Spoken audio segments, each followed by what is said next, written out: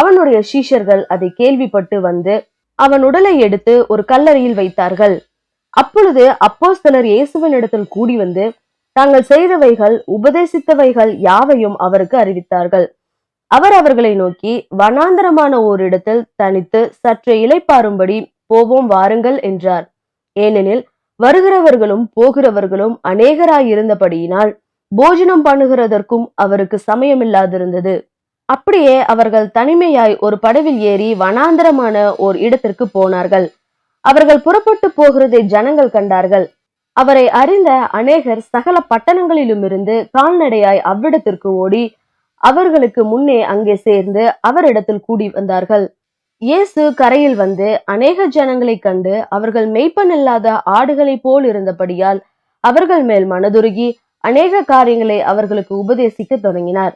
வெகு நேரம் சென்ற பின்பு அவருடைய சீஷர்கள் அவரிடத்தில் வந்து, இது வனாந்தரமான இடம், வெகு நேரமாயிற்று, புசிக்கிறதற்கும் இவர்களிடத்திலே ஒன்றுமில்லை.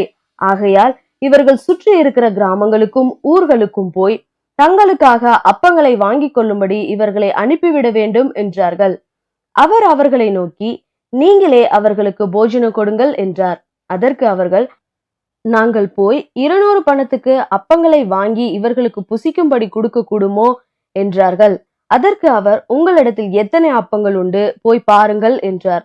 அவர்கள் பார்த்து வந்து 5 அப்பங்களும் 2 மீன்களும் உண்டு என்றார்கள். அப்பொழுது எல்லாரையும் பசும்புல்லின் மேல் பந்தி பந்தியாக உட்கார வைக்கும்படி அவர்களுக்கு கட்டளையிட்டார். அப்படியே வரிசை வரிசையாய் 100 பேராகவும் 50 பேராகவும் உட்கார்ந்தார்கள். அவர் அந்த 5 அப்பங்களையும் அந்த 2 மீன்களையும் எடுத்து வானத்தை அண்ணாந்து பார்த்து ஆசீர்வதித்து அப்பங்களை பிட்டு அவர்களுக்கு பரிமாறும்படி தம்முடைய சீஷர்களிடத்தில் கொடுத்தார். அப்படியே 2 மீன்களையும் எல்லாருக்கும் பங்கிட்டார். எல்லாரும் சாப்பிட்டு திருப்தி அடைந்தார்கள். மேலும் அப்பங்களிலும் மீன்களிலும் மீதியான துணிக்கைகளை 12 கூடை நிறைய எடுத்தார்கள். அப்பம் சாப்பிட்ட புருஷர் ஏறக்குறைய 5000 பேராயிருந்தார்கள். அவர் ஜனங்களை அனுப்பிவிடுகையில் தம்முடைய சீஷர்கள் படவில் ஏறி அக்கறையில் பெத்சாயிதாவுக்கு எதிராக தமக்கு முன்னே போகும்படி அவர்களை துரிதப்படுத்தினார். அவர் ஜனங்களை அனுப்பிவிட்ட பின்பு ஜெபம் பண்ணும்படி ஒரு மலையின் மேல் ஏறினார். சாயங்காலமான போது படவு நடுக்கடலில் இருந்தது. அவரோ கரையிலே தனிமையாயிருந்தார்.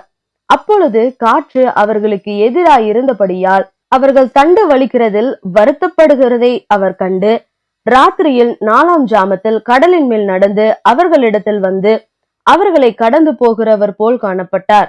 அவர் கடலின் மேல் நடக்கிறதை அவர்கள் கண்டு ஆவேசம் என்று எண்ணி சத்தமிட்டு அலறினார்கள். அவர்கள் எல்லாரும் அவரை கண்டு கலக்கமடைந்தார்கள்.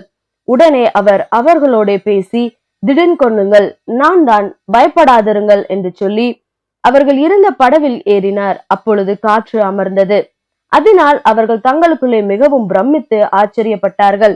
அவர்களுடைய இருதயம் கடினமுள்ளதாய் இருந்தபடியால் அப்பங்களை குறித்து அவர்கள் உணராமற் போனார்கள். அவர்கள் கடலை கடந்து கெனசரேத் என்னும் நாட்டிற்கு வந்து கரை பிடித்தார்கள். அவர்கள் படவிலிருந்து இறங்கினவுடனே ஜனங்கள் அவரை அறிந்து அந்த சுற்றுப்புறம் எங்கும் ஓடி திரிந்து பிணியாளிகளை படுக்கையில் கிடத்தி அவர் வந்திருக்கிறார் என்று கேள்விப்பட்ட இடங்களில் எல்லாம் சுமந்து கொண்டு வந்தார்கள். அல்லாமலும் அவர் பிரவேசித்த கிராமங்கள், பட்டணங்கள், நாடுகள் எவைகளோ அவைகளின் சந்தை வெளிகளிலே வியாதிக்காரரை வைத்து அவருடைய வஸ்திரத்தின் ஓரத்தை ஆகிலும் அவர்கள் தொடும்படி உத்தரவாக வேண்டும் என்று அவரை வேண்டிக் கொண்டார்கள். அவரை தொட்ட யாவரும் சொஸ்தமானார்கள்.